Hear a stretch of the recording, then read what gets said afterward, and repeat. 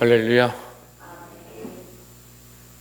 이사야 24장 말씀 함께 나누겠습니다.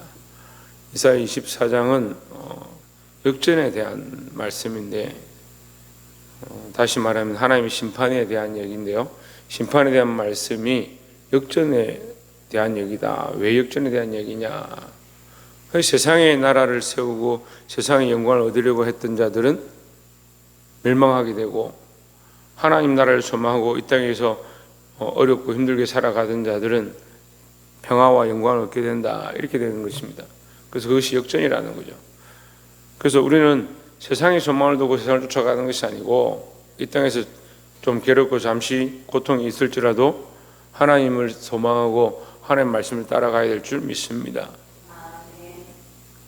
24장 1절에 보시면, 보라, 여호와께서 땅을 공허하게 하시며 황폐하게 하시며 지면을 뒤집어 엎으시고 그 주민을 흩으시리니 했습니다. 땅에 있는 것들을 황폐하게 하신다. 황폐하다는 말은 그들의 소망을 없애버린다, 이런 뜻이에요. 그들이 가졌던 이 땅에 세워놓았던 이런 뜻입니다. 그러니까 세워놓고 그것을 세워서 거기에 소망을 두었던, 우리가 이 땅에 세우고 있는 것들은 사실은 세상의 소망을 가지고 있는 것이죠. 근데 그것은 무너지고 하나님께서 세우시는 일들이 일어난다. 그러니까 2절에 백성과 제사장이 같을 것이며 종과 상전이 같을 것이며, 직위가 필요 없고 위치가 필요 없다. 같아진다. 다 공평해진다. 그 어린아이가 사자의 굴에 사자와 뒹굴고 독사의 굴에 손 넣어도 물지 않는 그런 세상이 온다. 공평한 세상이다, 이 말이죠. 물론 이런 것들을 붙잡고 공산주의나 이런 사람들이 일어났습니다. 그래서 다 공평해지니까 재물이 필요 없고 세상이 필요 없다, 이렇게 살았는데, 그건 인간이 인위적으로 하는 것이 아니고 하나님께서 심판하시겠다는 거죠. 그래서 우리가 하는 게 아니라, 우리는 뭐하냐? 이 땅에서 최선을 다해서 사는 겁니다. 어렵고 힘듦이 있어도, 하지만 우리는 세상에 소망을 두지 않고 하나님께 소망을 두는 거죠. 하나님께 소망을 둬서 최선을 다해 살지만, 때로는 높은 것이 있고 낮은 것이 있고, 잘 되는 사람이 있고 잘 되지 않는 사람이 있고, 믿음으로 살아서 고통을 당하기도 하고 고난을 겪기도 하지만, 결국 그날이 되면 하나님께서 이것을 공평케 하실 것이다 라는 거죠. 그러니까 너무 염려할 필요가 없어요. 여종과 여주인이 같을 것이며 사는 자와 파는 자가 같을 것이며, 빌려주는 자와 빌리는 자가 같을 것이며, 이자를 받는 자와 이자를 내는 자가 같을 것이라. 3절에 땅이 온전히 공허하게 되고 온전히 황무하게 되라 여호와께서 말씀하셨느니라 했습니다. 온전히 공허하고 황무하다. 공허하고 황무하다는 것은 사막 같은 상태를 얘기하는데요, 높고 낮음이 없다는 거예요. 세상의 소망이나 세상에 높아졌던 것이나 세상의 존귀나 영광을 얻고자 했던 그런 것들이 다 똑같아져 버린다. 하나님 나라에 가서 우리가 그런 존귀를 바라보면 안 된다는 거죠. 그 세상에서 얻을 것들을 왜 하나님 나라에 가서 얻으려고 해야 돼요? 하나님께서 주실 자에게 주는 거고, 우리는 하나님 바라보고 말씀을 바라보고 예수 그리스도를 바라보고 믿음으로 살아야 될 줄 믿습니다. 세상의 것들 이 역전되어지고 다 바뀌게 될 것에 대해서 말씀하시는데, 이 두 번째도 말씀을 보면 연결되죠. 16절 말씀 보면 15절부터, 그러므로 너희가 동방에서 여호와를 영화롭게 하며 바다 모든 섬에서 이스라엘 하나님 여호와의 이름을 영화롭게 할 것이며 했습니다. 하나님의 이름을 영화롭게 할 자들이 있다. 지금 하나님 뭐 하시냐? 공허하게 하시고 흩으시고 다 부숴뜨린다.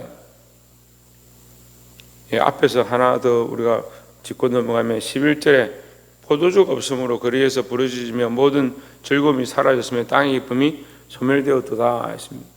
그러니까 땅의 기쁨을 쫓아가던 자들은 망하는 거고, 근데 하나님 나라의 소망을 바라봤던 자들은 참된 기쁨을 얻게 되는 그런 원리죠. 그래서 이게 15절에 봤을 때 하나님의 이름을 영화롭게 한다. 그러니까 하나님의 이름을 영화롭게 했던 자들은 그들이 오히려 더 와서 하나님의 이름을 영화롭게 하게 될 것이다. 땅의 모든 끝에서 많은 사람들이 돌아와서 하나님의 이름을 찬양하게 될 것이다. 그게 마지막 시대에 하나님께서 마지막 때 심판하실 모양을 설명하는 거예요. 계시록에도 똑같이 설명하죠. 모든 민족, 셀 수 없는 수많은 무리가 그 앞에 모여서 하나님의 이름을 찬양하게 된다라는 거죠. 16절에 땅끝에서부터 노래하는 소리가 우리에게 들리기를 의로우신 이에게 영광을 돌리세 하도다. 자, 이게 두 개로 나눠집니다. 그러나 영광을 돌리는 자가 있고 반대는 뭐요? 그러나 나는 이르기를 나는 세잔하였고 나는 세잔하였으니 내게 화가 있도다. 배신자들은 배신하고 배신자들이 크게 배신하였도다.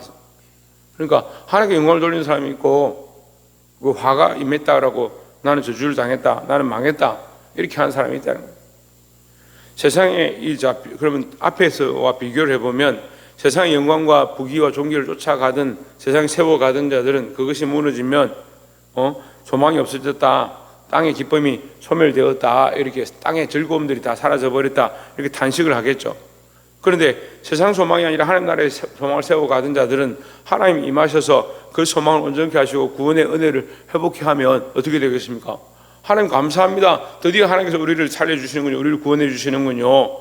우리가 소망하던 것들을 이루어 주시는군요. 이렇게 바뀌는 거죠. 그러니까 그것을 역전이라는 거예요. 근데 이걸 잘못 해석하니까 부르주아와 뭐 파시즘 이런 여러 가지들이 일어나가지고 다 똑같아져야 된다, 공평해져야 된다. 그래 가진 사람들 거 빼앗고 가진 사람들은 나눠주면 좋겠는데 제대로 안 나눠주면 어쨌든 나눠주고 이렇게 해서 공평해지면 된다. 그 얘기를 하는 게 아니에요. 그 세상의 것을 얘기하는 게 아닌데 자꾸 세상의 것에 갖다 비춰서 빗대서 얘기하는 거예요. 우리 물론 우리가 가진 것들 나눠줘서 가난한 사람들도 배부르게 하면 좋겠지만 말씀은 그런 의미가 아니라 세상의 소망을 가지고 세상을 바라보고 세상에 높아졌던 것들은 결국 심판 때에 하나님 바라보지 아니하였으므로 망하게 되고 하나님 바라보고 가난하고 힘들게 살았던 자들은 하나님 오실 때 그리스도의 그 심판 때에 우리를 다시 회복케 하실 그 약속을 말하는 겁니다. 그래서 주님 오실 때 기뻐하고 감사하고 찬양하고 하나님께 영광을 돌릴 자가 될 것이냐 아니면 망했다. 세상의 즐거움 내가 즐기던 것들 다 없어졌구나. 단식하는 자가 될 것이냐. 여러분 똑바로 보시고 믿음 안에 서시기를 주의 이름으로 축원합니다. 마지막으로 21절에 보시면 그날에 여호와께서 높은 데서 높은 군대를 벌하시며 땅에서 땅의 왕들을 벌하시리니 있습니다.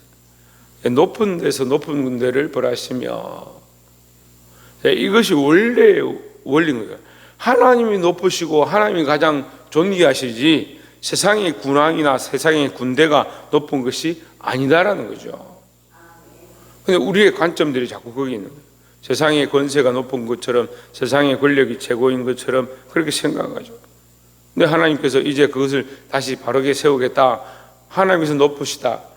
그래서 높은 데서 하나님께서 이것을 심판하실 것이다. 세상의 모든 권세보다 하나님만 오직 예수 그리스도만 참 높으신 분이다라는 거죠. 22절에 그들이 예수가 깊은 옥에 모임같이 모이게 되고 옥에 갇혔다가 여러 날 후에 형벌을 받을 것이라 했습니다.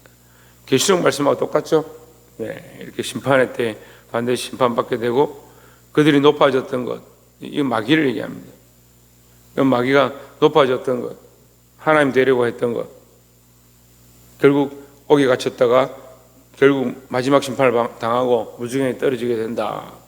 그런데 그를 따르던 자들도 그와 같이라고 얘기합니다. 그러니까 우리는 마귀를 따라가면 어떻게 돼요? 세상에서 높아지려고 하고 교만하고 하나님께 영광을 돌리지 아니하고 이거 하나님처럼 데려가요. 교회도 그런 사람들이 많아요. 좀 높은 자리를 주면 높아지려고 하는 거예요. 저도 찬양사역을 수십 년간 했지만 자역사역 가운데 가장 큰 유혹이 뭐냐면 영광을 하나님 앞에 돌려야 되는데 이걸 자꾸 잊어버리게 하는 거예요. 찬양하다가 이 사람들이 하나님 앞에 찬양을 하면요 자기가 영광을 받는 줄 착각하는 거예요. 하나님께 올라가는 영광을 자기가 취하려고 해요. 그 앞에 선다는 것이 정말 좋습니다. 우리가 존귀를 받을 자가 아니라 그냥 우리 통로예요, 통로. 이 영광을 하나님 앞에 돌려보내고 하나님이 주신 은혜를 또한 흘려보내는 이 통로지 우리가 영광을 얻으면 안 된다는 거예요. 마귀가 자기가 영광을 얻다가 망했던 것처럼 우리가 이 정신을 차리고 높은 데에 계신 높은 곳에서 심판하시는 분 누구냐? 하나님이라는 거죠. 근데 마귀는 그 영광을 자기가 취하려는 거예요. 23절에 그때 다리 수치를 당하고, 그렇게 이해를 하면 말씀이 이해가 되죠. 다리 수치를 당하고 해가 부끄러워하리니, 이 세상에서 가장 높다라고 생각하는 해와 달이 수치를 당한다, 부끄러움을 당한다. 누구 앞에서? 하나님 앞에서. 달과 해가 죄를 지어서 그런 것이 아니라 하나님의 영광이 비치니 하나님의 영광 앞에 달과 해가 필요가 없다는 거예요.